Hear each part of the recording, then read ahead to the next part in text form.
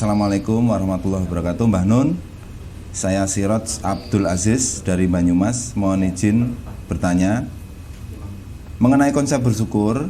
Dari dulu, entah itu berasal dari kalangan keluarga ataupun lingkungan, saya selalu diajari bahwa salah satu konsep bersyukur itu seperti saat kita melihat orang yang sedang mengalami situasi yang lebih sulit dari kita.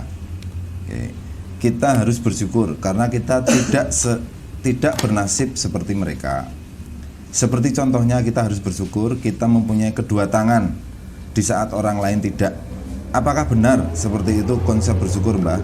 Bukankah itu seperti mengejek secara halus atau pripun, Mbah? Iya.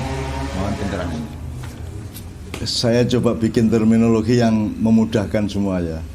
Jadi ada rasa syukur natural, ada rasa syukur kultural, ada rasa syukur teknis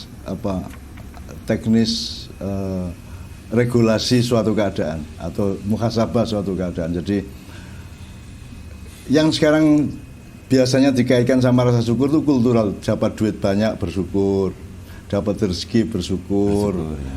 Digembirakan oleh suatu hal bersyukur. Tapi begitu tidak digembirakan dia menjadi tidak bersyukur, itu kan kultural. Jadi dia bergantung pada dialektika kejadian sehari-hari. Nah, ada bersyukur yang natural, yaitu bahwa dulu tidak ada kamu, sekarang ada kamu. Ada kamu pun dengan lancar tuh semuanya. Kue gede-gede karepmu dhewe kan orang gede kayak awakmu, bapak ibumu ngodot ya ora. Gitu. Jadi dari bayi sampai menjadi patub sekarang Kiai Moromja itu kan tidak ada peran orang tuanya keluar aja memberi makan dan minum ya. Tapi itu sama dengan kita menanam, itu kita cuma naruh biji di tanah, disirami, kemudian bersemai, kemudian tumbuh menjadi pohon. Itu kan kita tidak ikut kerja. Jadi kalau kita melihat pohon, kita cuma meletakkan terus dia jadi tumbuhan, jadi tanaman, masa tidak bersyukur? Wong kita tidak melakukan apa-apa kok. Semua Allah yang melakukan dengan para perangkatnya dan para stafnya kan gitu kan ya. Termasuk di dalam diri kita ini kan, mangan gari mangan, kue ngatur pangananmu lah raiso. Milih mana gizi, mana nutrisi, mana kalori, mana apa, mana sampahnya. Kalau kamu disuruh ngatur sendiri kan nggak bisa. Kan kita berdebat loh di medsos loh, soal nising loh. Karena tidak ada pabrik tai kan Rano, tidak ada teknologi dan ilmu manusia yang bisa menciptakan tai dalam arti memproses seluruh yang dimakan manusia kemudian difilter sedemikian rupa, ada yang dikeluarkan dari dubur sebagai tai, itu kan tidak bisa. Itu kan alamiah itu namanya. Makanya sekarang misalnya kue bangkrut, orang duit babar pisan, nak kue orang kehilangan sikil, bersyukur orang. Milih mana? Kamu bangkrut atau kamu kehilangan satu tanganmu? Kan gitu. Milih mana? Kan tetap milih tidak kehilangan tangan. Jadi kalau ukurannya natural atau ukuran itu azali atau asasi ya, maka tidak bersyukur.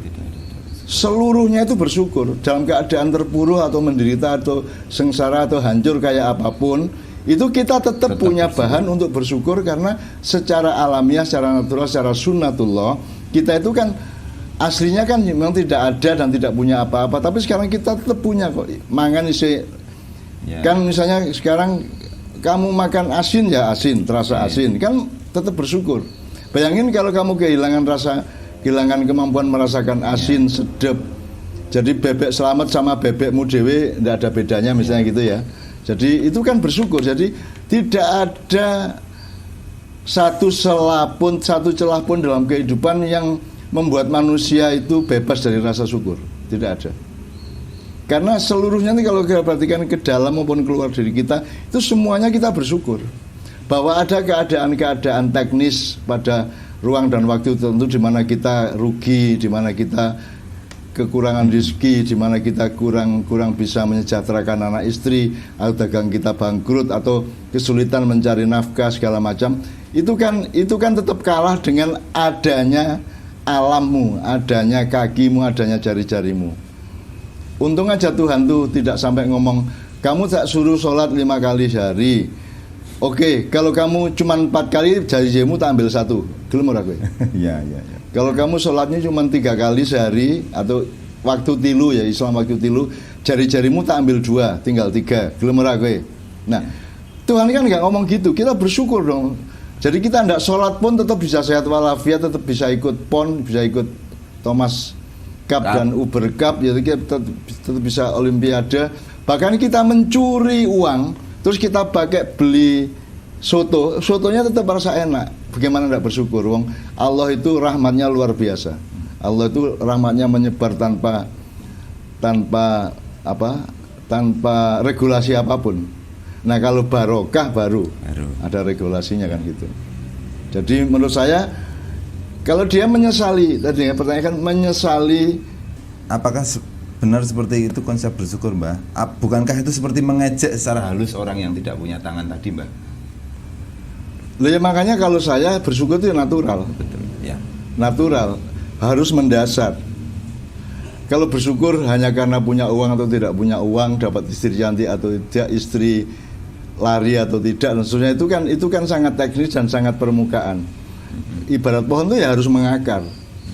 Jadi harus dari akarnya hidup ini kita sadar, gitu kan? Harus dari hulunya hidup ini kita ingat-ingat dan kita sadari, dan dari situlah kita bersyukur gitu. Kalau kamu ingin bersyukur, kamu lihat yang lebih rendah dari kamu, itu kan keputusan kultural, cara pandang kultural. Jadi bebrayani urip menunggu kue sak melarat-melaratmu keise ora dadi gelandangan kaya kae terus kamu bersyukur. Bukan mengejek. Orang Jawa seperti itu ya. Orang Jawa itu kultural, enggak apa-apa juga, bagus-bagus juga. Cuman saya menyarankan kalau kita natural. Gitu loh. Keadaan apapun ya. Bersyukur. Maka kalau kamu natural, kamu kalah pun bersyukur. Bersyukur. Gitu ya. Apa sudah? Jadi kalau terakhir-terakhir kan kita ngomong bahwa sudahlah apapun yang terjadi, mau penderitaan, mau kesengsaraan, mau ketertindasan, mau apa, keputusannya tetap sama, hilirnya tetap sama, bersyukur dan optimis gitu ya. Bersyukur dan optimis. Jadi apapun saja keadaannya, itu tidak membuat kita tidak bersyukur. Karena kalau kita hitung-hitung kembali secara natural dan mendasar tadi, tetap lebih banyak yang membuat kita bersyukur dibanding yang membuat kita menderita gitu loh. Betul. Soal mengejek orang lain kan kita kan nggak eksplisit ngomong, misalnya ada orang pincang tidak punya kaki satu, ya. Terus kalau kamu bilang alhamdulillah ya kamu pincang saya tidak, saya percaya, itu baru ngejek. Tapi kalau itu menjadi pertimbangan internal dan intrinsik di dalam hati dan pikiranmu ya tidak masalah lah. Terus kalau kamu merasa mengejek ya sayangi dia. Betul ya. Sayangi dia. Kasih empati, kasih rezeki atau apapun gitu kan, kasih bantuan untuk pokoknya berpartisipasi pada hidupnya dia, menghibur hati dia paling tidak kan begitu. Kan gitu. Kalau itu perhitungan di dalamnya tidak ada masalah. Yang salah kalau cang pincang alhamdulillah ya, aku ora pincang loh ya, kowe ya sepi meneh ya diterima-terima ya nasibmu ya, gue pincang ya, ning aku ora loh alhamdulillah aku ya. Nah itu baru mengejek kamu. Kan gitu. Sudahlah. Kalau manusia itu mau melihat dirinya dari hulu ke hilir, natural tadi itu, apapun saja yang kamu alami hari ini, nanti malam, besok pagi, atau mungkin sepanjang masa, itu tetap hilirnya itu bersyukur dan bahagia. Itu ya, bersyukur dan bahagia. Bersyukur dan bahagia. Ya, dan itulah maknya. Jadi bahagia itu tidak perlu mendapat uang, tidak perlu alat-alat yang aneh-aneh itu. Tidak perlu materi, tidak apa. Bahagia itu begitu kamu lahir itu sudah merupakan landasan untuk bahagia. Kan mending kue lahir mbakane ora lahir toh. Sekarang kan bersyukur bahwa kamu lahir, bahwa kamu ada gitu loh. Bahkan tidak bisa kamu cemburu kepada kayak tadi kaki pincang tadi ya. Kamu kok tidak jadi anaknya SBY, kamu kok tidak jadi anaknya Jokowi, kamu tidak jadi anaknya Pak Harto. Loh, kan saya di Maiyah kan sering tanya, siapa yang menyesali hidupnya dan ingin menjadi anaknya Pak Harto? Tidak ada yang angkat tangan kok. Mereka bahagia dengan dirinya masing-masing kok. Karena setiap orang bisa menemukan nikmatnya menjadi dirinya, gitu loh. Nikmatnya, meskipun rambutnya patup sebelum usianya tiba sudah putih. Saya bersyukur ini, Pak. Ya tetap bersyukur dia. Tetap bersyukur, dia pasti bisa menemukan alasan untuk bersyukur. Rikmonya rembiak putih itu. Gitu. Jadi kuncinya adalah mendasar, hulu, berpikir dari hulu, merasakan dari hulunya, dan hilirnya tetap bersyukur dan bahagia. Bersyukur dan bahagia. Masa menungso ora bahagia piye karepe? Andaikan rumput dan daun itu bisa berkata, dia akan bilang bahwa mereka sangat bahagia. Kan gitu. Wong dari ndak ada rumput menjadi ada rumput Menjadi kok. ada. Dan seterusnya lah, banyak sekali. Ya. Itu ya. Jadi begitu Mas Sirot Abdul Aziz, sangat jelas ya. Dalam keadaan apapun ya bersyukur, tidak harus merespon sesuatu baru menentukan bersyukur atau tidak ya Mas ya.